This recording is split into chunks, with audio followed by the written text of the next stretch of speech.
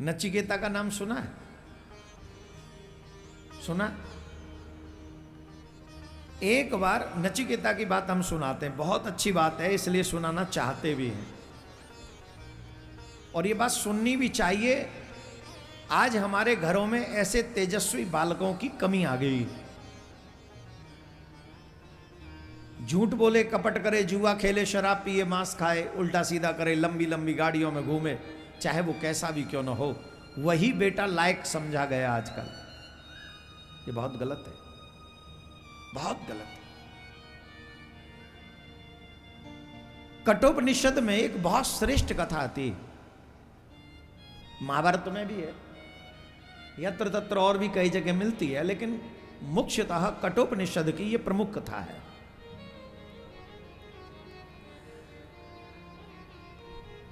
बासश्रवस नामक ऋषि,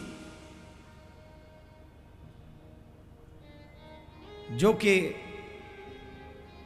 नचिकेता के पिताजी थे। नचिकेता की आयु बहुत छोटी थी उस समय, 10 साल से छोटे थे। उस समय उनके पिताजी ने एक यज्ञ किया, जिस यज्ञ का नाम था विश्वजित यज्ञ। और विश्वजित यज्ञ में एक नियम है, ध्यान से सुनिए प्लीज। ए माता जी, माता जी उधर क्या देख रही हो? हम इधर हैं, वहां भी टीवी में देखना। गजब कर रही हो, टीवी में तो हर बार नहीं देखती हो, अब सामने बैठी हो, इधर देखो, घूमो, इधर इधर घूमो, ऐसे घूमो, कमाल है। उधर देख रही, उसमें ज्यादा अच्छे लग रहे हैं हम। ध्यान से सुनो, इधर देखो। पिताजी ने वो यज्ञ किया, नचिकेता के पिताजी ने, जिसके यज्ञ का नाम था विश्वजित यज्ञ। और इस यज्ञ का एक नियम था कि यज्ञकर्ता को अपना सर्वस्व दान करना होता था। जो भी आपके पास में सब दान करना है आपको, अपने पास कुछ नहीं रहना चाहिए। यह इस यज्ञ का प्रमुख नियम है। तो उनके पिताजी ने बड़ा सुंदर यज्ञ किया, और सुंदर यज्ञ करने के बाद में जब दान की बारी आई तो नचिकेता आ रहे थे, तो उन्होंने देखा कि पिताजी कैसी गौ दान कर रहे हैं। सुनिए, गौदान की है किसी ने? गौदान की है? कई लोग गौदान बड़ी अच्छी करते हैं, और कई लोग गौदान बड़ी विचित्र करते हैं। तो उनके पिताजी कैसी गौदान कर रहे थे? कठोपनिषद में लिखा हुआ है, वो अपने हिस्से का आखिरी ग्रास चढ़ चुकी थी। जो उनके भाग्य का चारा था पृथ्वी पे, वो खा चुकी थी। जो उनके बट का जल था, वो भी वो पी चुकी थी। उसके अंग का जितना भी उनके अंग में दूध था, वो एक एक बूंद दूध दे चुकी थी। ऐसी गायों को नचिकेता के पिताजी ब्राह्मणों को दान दे रहे थे। अब ये क्यों दे रहे थे, कैसे दे रहे थे, विषय तो बहुत बड़ा है, इस पे चर्चा करेंगे तो कथा हमारी रह जाएगी। नचिकेता ने कहा कि पिताजी, आपने जो विश्वजित यज्ञ किया है, उसका सर्वस्व, सबसे प्रथम जो नियम है वो ये है कि जो भी हमारे पास है वो सर्वस्व दान करना चाहिए। पर ये दान जो आप कर रहे हैं ये ठीक नहीं, ये अनुचित दान है, उचित दान नहीं है। आप उचित दान कीजिए। गाय भी हष्टपुष्ट गाय दान देनी चाहिए, जो ले जाने वाला दूध पी सके, सेवा कर सके। पिताजी ने कहा चुप रहे, मेरा क्रिया करने दे पूरी, अभी तू मत बोल। देखिए, कई लोग दान करते हैं बड़े आनंद के साथ, और कई लोग दान करते हैं दुखी होके, और कई लोग दान करते हैं चलो हमारे काम नहीं आ रही है तो इसे दे देते हैं, हमारे तो आ ही नहीं रही है, चलो दे देते। वो दान नहीं है। दान वही है जो प्रसन्न मन से श्रेष्ठ वस्तु दान की जाए, वही श्रेष्ठ दान तुम्हें श्रेष्ठ फल देता है।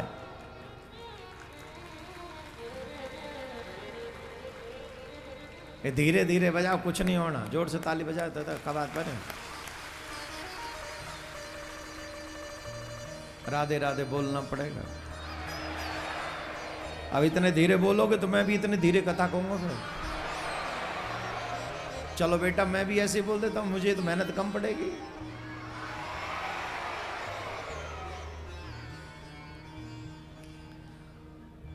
बार बार नचिकेता रोक रहे थे, पिताजी कह रहे थे चुप कर जा, पर पिताजी नहीं मान रहे थे। तो उन्होंने कहा, नचिकेता ने, इस यज्ञ का नियम है कि अपना सर्वस्व दान करना होता है, और मुझे ऐसा लगता है कि मैं आपका सर्वस्व हूं। आप मुझसे ज्यादा प्रेम किसको करते होंगे? तो बताइए आप मुझे किसे दान में दे रहे हैं? बताइए आप मुझे किसे दान में दे रहे हैं? अब पिताजी झुंझला गए थे, गुस्सा आ गया था। पिताजी ने कहा जा मैं तुझे यम को दान करता हूं। गुस्से में आके कहते जा मैं तुझे यम को दान करता हूं। दोनों हाथ जोड़कर खड़े हो गए और कहने लगे अब मुझे पिताजी ये बताओ कि मैं यम के पास जाऊं कैसे? अब आप दान कर चुके, अब मुझे यम के पास जाना है, पर जाऊं कैसे? तो अलग अलग शास्त्रों में, महाभारत में अलग तरीके से वर्णन किया गया है, अन्य जगह अलग। कठोपनिषद के उसके अनुसार अगर हम कहें तो आकाशवाणी हुई और वो यमराज से मिलने यमलोक पहुंच गए। हे सनातनी हो, just think for a while, तुम्हारे सनातन में वो सामर्थ्य है। 2 लोग तो जीवित यमपुरी होके आए, 2 लोगों ने डायरेक्ट यमराज से संवाद किया। पूछो कौन? पूछो। एक तो ये नचिकेता ही सीधे यमपुर पहुंच गए, और दूसरे सावित्री। यमराज सत्यवान के प्राण लेके जा रहे हैं, सावित्री पीछा करती हुई यमपुरी तक पहुंच गई, और यमराज बार बार कह रहे हैं लौट जाओ लौट जाओ। बोले no, I want to go with you, because मेरे पतिदेव आपके साथ हैं। ये सामर्थ्य सिर्फ सनातन में है, और आप भाग्यवान हो कि आप सनातनी हो।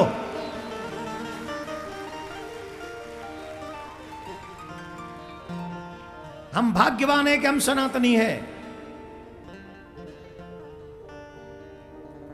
हमें धर्म अपनाना नहीं पड़ा है, हम ऑलरेडी धर्मात्मा पैदा हुए हैं।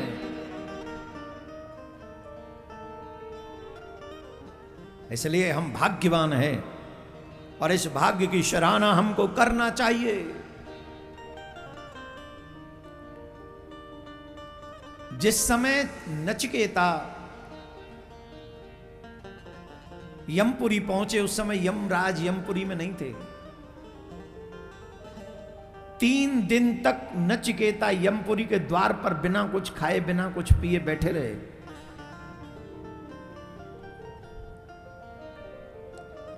तीन दिन बाद जब यमराज आए, उनका संवाद हुआ। यमराज बोले कि तुमने 3 दिन यमपुरी में व्रत किया है, कुछ ग्रहण नहीं किया है, इसलिए मैं तुम्हें 3 वरदान दूंगा, मांगो क्या क्या मांगते हो।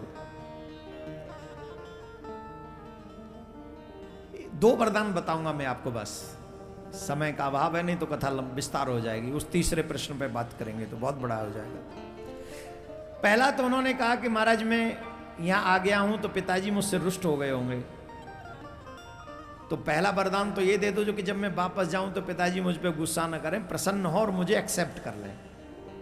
बोले मस्त तो ऐसा ही होगा। दूसरा जो अहम प्रश्न जिसके ऊपर मैं चर्चा करना चाह रहा हूं आप सबसे, हर उस सनातनी से जो अपने बच्चों को पैसे कमाने की मशीन बना रहा है, सिर्फ उनसे, यह प्रश्न मेरा नहीं है, नचिकेता का है। उन्होंने कहा मृत्यु और जन्म ये क्या है? मृत्यु का जो रहस्य है इसे कोई पार क्यों नहीं पा पाता? क्यों मनुष्य मृत्यु के आगे बेबस हो जाता है? इस चक्र से बाहर आने के लिए मनुष्य प्रयास करता है पर आ नहीं पाता है। क्या मतलब है इसका? यमराज ने कहा नचिकेता, इस प्रश्न के बारे में कुछ मत पूछो, क्योंकि अधिकांश मृत्यु के विषय में तो देवता भी नहीं जानते इस रहस्य के विषय में। तुम इस विषय से दूर रहो और इसके फलस्वरूप मैं तुम्हें पृथ्वी का राजा बना देता हूं। ध्यान से सुनना।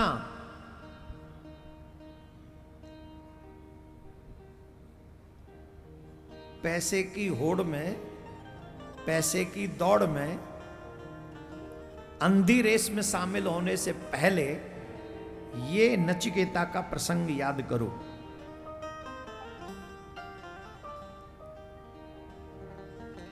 नचिकेता से कहा कि मृत्यु के रहस्य के विषय में तुम मत जानो, इससे संबंधित प्रश्न मत करो, इसके फलस्वरूप मैं तुम्हें पृथ्वी का पूरा राज्य दे देता हूं। बोले नहीं नहीं नहीं, मुझे जानना है। यमराज बोले तुम इस विषय को छोड़ दो, मैं तुम्हें स्वर्ग का राज्य दे देता हूं। क्या कर देता हूं? मैं तुम्हें स्वर्ग का राज देता हूं, पर तुम इस विषय को मत पूछो, क्योंकि इस विषय पर सबका अधिकार नहीं है। तो नचिकेता ने एक बात कही, आप मुझे प्रलोभन दे रहे हैं, मुझे ऐश्वर्य का, धन का, वैभव का आप प्रलोभन दे रहे हैं। मैं आपसे एक बात जानना चाहता हूं, धन को प्राप्त करने के बाद संसार में जो सुखी हुआ हो उसका नाम बता दो।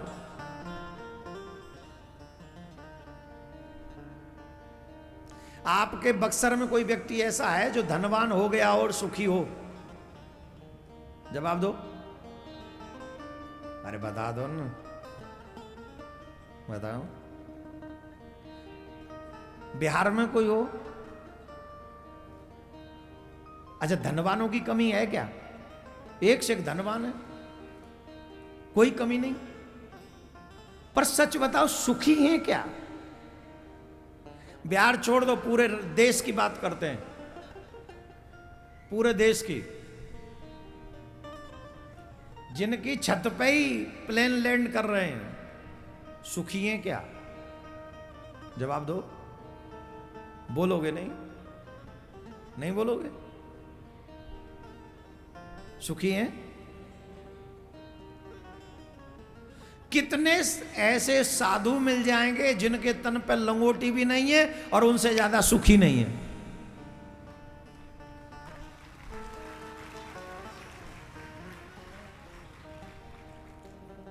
आप लोग भी बैठ जाओ, खड़े खड़े अजीब लग रहे हो आप। कार्यकर्ता बीच में बैठ जाओ। कितने ऐसे लोग आपको मिल जाएंगे तन पे लंगोटी नहीं है फिर भी सुखी। बोले जिस धन को पाने के बाद आज तक इस पृथ्वी पे कोई सुखी नहीं हुआ, आप उस धन का प्रलोभन मुझे दे रहे हैं? नहीं चाहिए धन। बोले तुम जिस मृत्यु के विषय में जानना चाहते हो उसके विषय में देवता भी नहीं जानते, तुम क्यों पूछना चाहते हो? बोले महाराज एक बात तो कंफर्म है, मृत्यु के विषय में आपसे अच्छा कोई बता नहीं सकता। आप ही मृत्यु के देवता हैं, आप ही बताइए। तब उन्होंने बड़े सुंदर सुंदर उपदेश दिया। वो उपदेश अगर हम देंगे तो अपने आप में बहुत बड़ा समय लगेगा उसमें, पर हाँ सूक्ष्म में कहें तो भगवान के हो जाओगे तो मृत्यु से भय नहीं रहेगा। ठाकुर जी के हो जाओ, मृत्यु का भय भी समाप्त हो जाए। इसीलिए भागवत की शरण में आ जाओ। भागवत की शरण में आने के बाद क्या होगा? अनपथ्यो मोक्ष कामाम शृणो याच कथाम्यमाम। जो मनुष्य श्रीमद् भागवत की शरण में आ जाएगा उसे मोक्ष की प्राप्ति हो जाएगी। जो कुछ न चाहे, जो कुछ और न चाहता हो।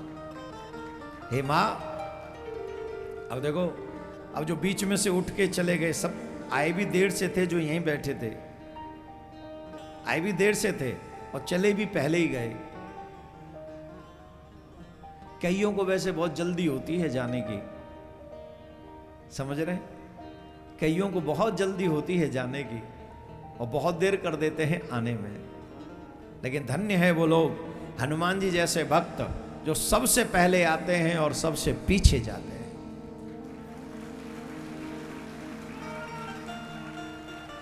और जोर से बोलना पड़ेगा, और जोर से बोलना पड़ेगा।